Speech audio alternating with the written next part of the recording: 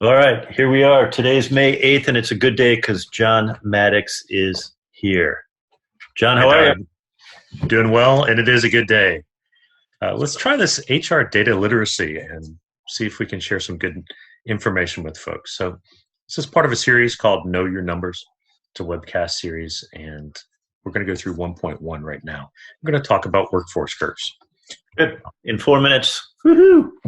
Make it quick, right? So if you haven't been here before, this is your first time or your 10th, this is a quick summary about what it's about. We want to help build data literacy, especially in HR.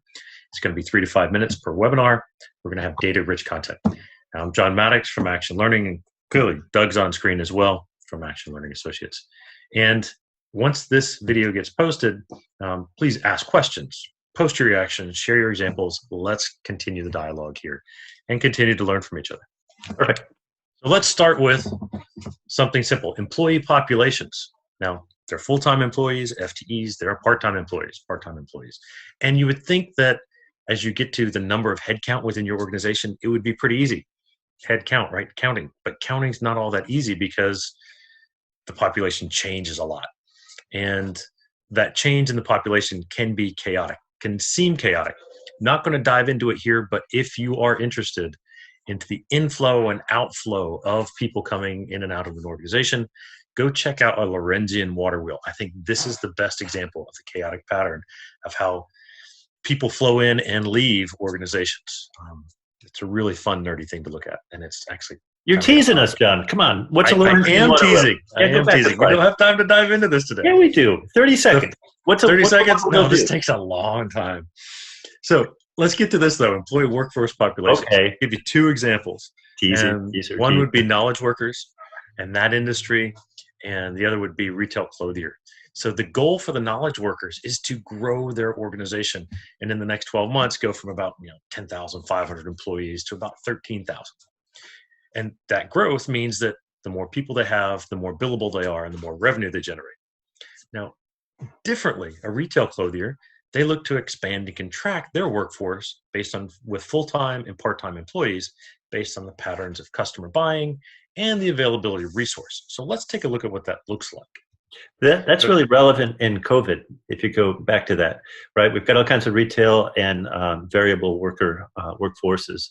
And then we've got knowledge workers who, in theory, can work from home remotely and provide ongoing value without a massive impact on their companies.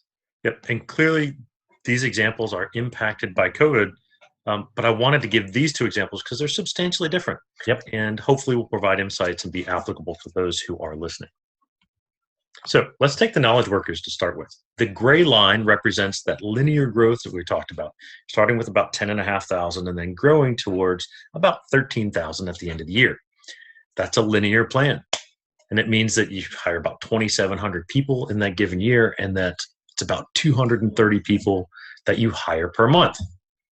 That's the best case scenario. Mm-hmm. But the challenges that these organizations face is that the unengaged employees are the ones who are quickly finding other opportunities. So if you see the green line, it drops from January to February and continues to go down little by little till about May.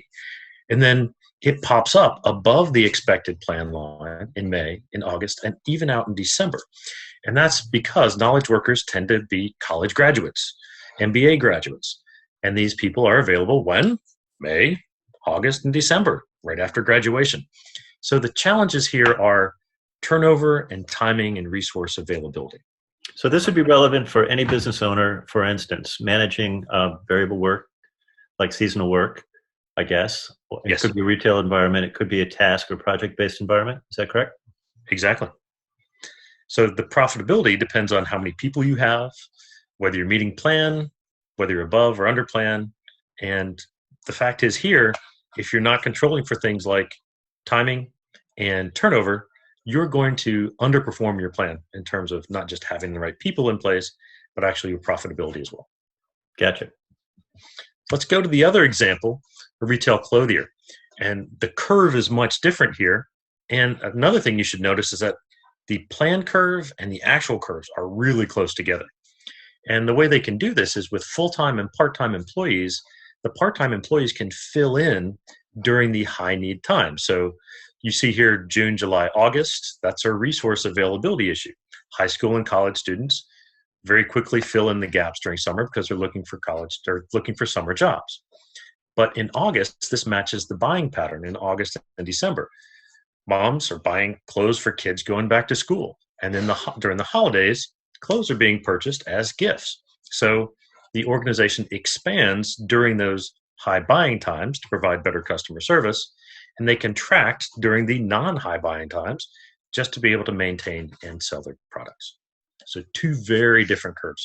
Yep. And I'm guessing this one has fewer costs because the managers are able to maximize profitability and efficiencies. Yeah, certainly the increase and decrease, especially the decrease during downtimes, helps control costs.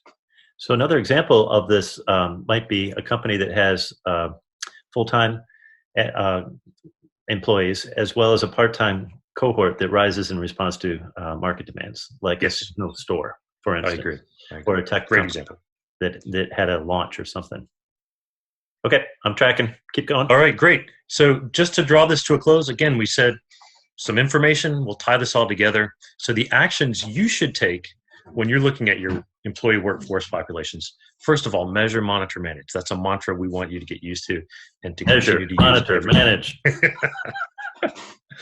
So review your plan and the actual from previous years.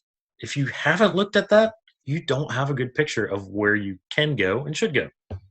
Then make your plan for the year and then monitor it month by month. Are you making plan? Are you above? Are you below? Make sure you talk with your stakeholders as well about the plan. Get their expectations about where you should be. Anticipate variations. Make sure that when major change like coronavirus come along, you're able to anticipate and make changes to your plan as well. Lastly, so a lot of business owners that I speak to have sloppy data. They don't have great employee data over time, and they'll look at it from 12 months or 24 months prior, and they'll say, boy, there are these gaps here. We just didn't do a great job. What's your response to that? So that's common. That's common. Yep. Yeah, it's common to have gaps in the data, and the best thing to do is use the data you have and then continuously improve your processes so that your data collection and reporting gets better every month. Measure, monitor, manage. Good.